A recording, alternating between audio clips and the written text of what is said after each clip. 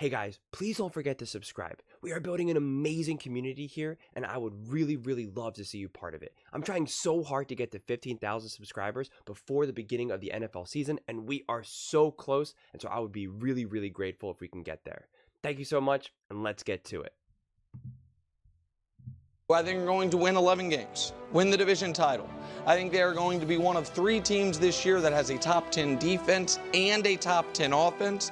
Caleb is going to be able to spread the ball around to Swift, who Brew used to love. I don't know if he does anymore. Rome Odunze, DJ Moore, and I think Caleb's going to run for 500 and score 5 rushing touchdowns, and I love how soft the open of their schedule is, which allows for them to get confidence and get rolling before the divisional games come. There is my NFC North. Not bad.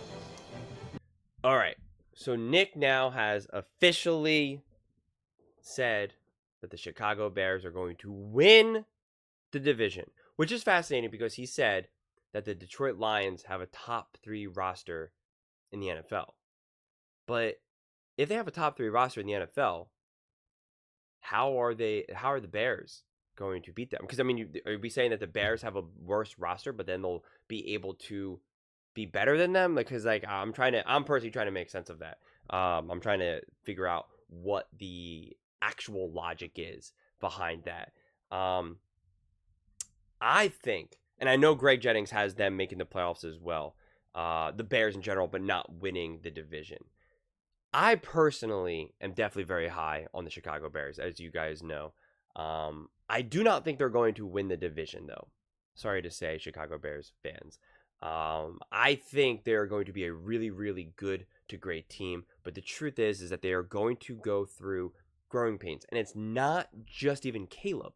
It's not just Caleb. A lot of times we're looking at this and just saying like, oh, well, Caleb's a rookie quarterback, so he's going to have his ups and downs, which will absolutely be true. But this team as a whole needs to learn how to win, and they need to learn how to lose, quite frankly. I said this in the beginning, or at the end of my last video when I was talking about this division. The Bears need to learn how to kind of get rocked in, and I'm making up a week here, week 7, and then week 8 come back. Right? And not get deflated. There's a lot of growth that needs to happen, and you can't shortchange this growth. I do think their defense potentially could also be top, like Nick is saying. Like, me and Nick are definitely very aligned in how great we think the Chicago Bears can be. I just don't think it's necessarily going to happen as quickly. Like, he has them going to the Super Bowl. That's a bridge too far for me. If Caleb Williams ends up being the GOAT, and I know he's not the GOAT, I know that, or I know he's not even remotely that. I'm just saying, if Caleb's story, when it's all said and done, he ends up actually being legitimately the GOAT, he surpasses Patrick Mahomes and Tom Brady. If that's just what is Caleb Williams' destiny, then I could see that happening this year. Then I could say that there is enough pieces, and also compared to the rest of the NFC specifically, then I could see it happening.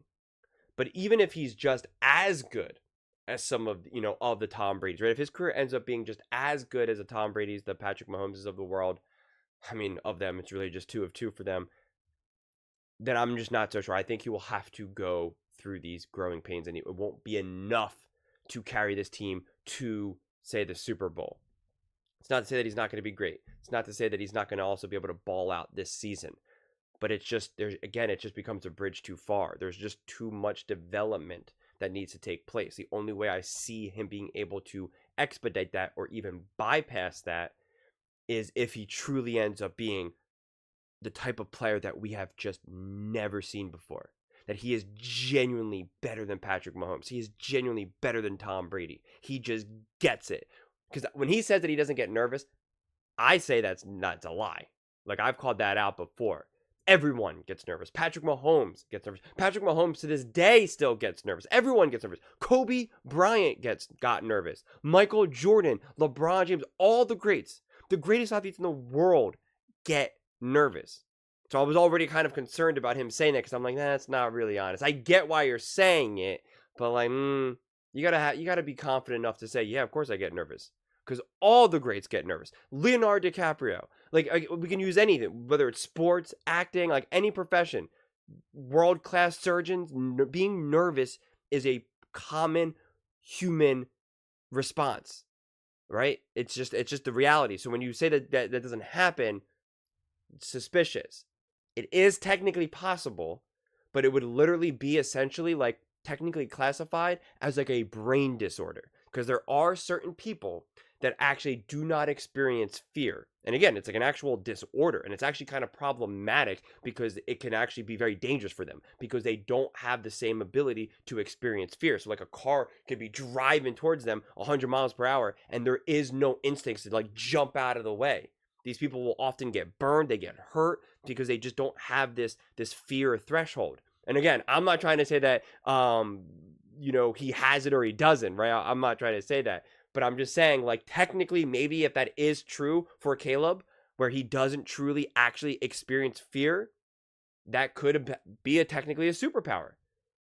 Not unlike LeBron James' longevity, not unlike, Patrick Mahomes' processing power, right? Like, a lot of these athletes who are so amazing, who are so next level, who are truly generational, as we often say, oftentimes they do have something very specific about them that is just 1 in a billion, right? We've seen it with LeBron. We've seen it with Tom Brady. We've seen it with MJ, right? They all have this unique skill set, a unique trait. Again, whether it's longevity, whether it's strength and power, right? LeBron James, we've never seen someone as big and strong as him to be able to do the things that he can do. And so maybe that is Caleb's superpower. And if it ends up actually being true, then I could see it. Maybe it does allow him to process the game in such a way that it's truly second to no one. That maybe is his actual superpower.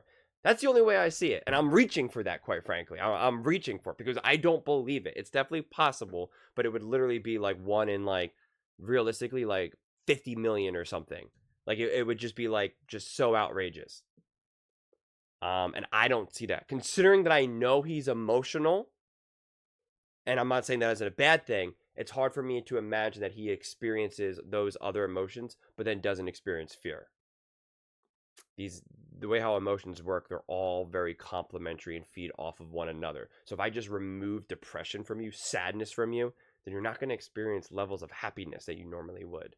And if I took away your happiness, then you also wouldn't experience the sadness in ways that you would.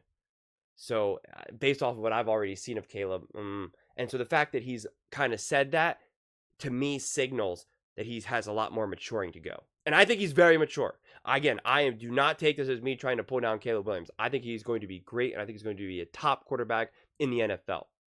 But I'm looking for little things to be like, okay, why should I believe in one thing or the other? And a little thing like that, they even talked about it. I saw the one clip when he was on Hard Knocks, where the one guy's like, you get nervous, right? And he's like, no, I don't. And he goes, you're going to get nervous. Because they're all stunned by it. Because they're just like, no way. No way. And so when you're trying to pretend to be something that you're not, you cannot get away with that in the NFL. You can't get away with that in the locker room. You can't get that away with that with your loved ones, with your kids, with your parents. You just can't get away with it. You're certainly not going to get away with it on the NFL field. And I think that'll potentially be a big lesson that Caleb Williams has to learn. And if he has to learn that lesson, it's going to be one of many lessons that he has to learn. And therefore, I don't think that that'll be enough to bring them over to win the division. But I do see them in the playoffs. I do see them being trouble for every team they face.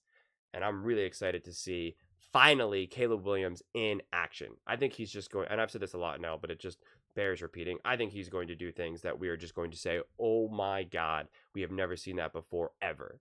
And then, of course, we're going to see other moments where we're going to be like, you didn't have to do that. Just check the ball down, or what are you doing?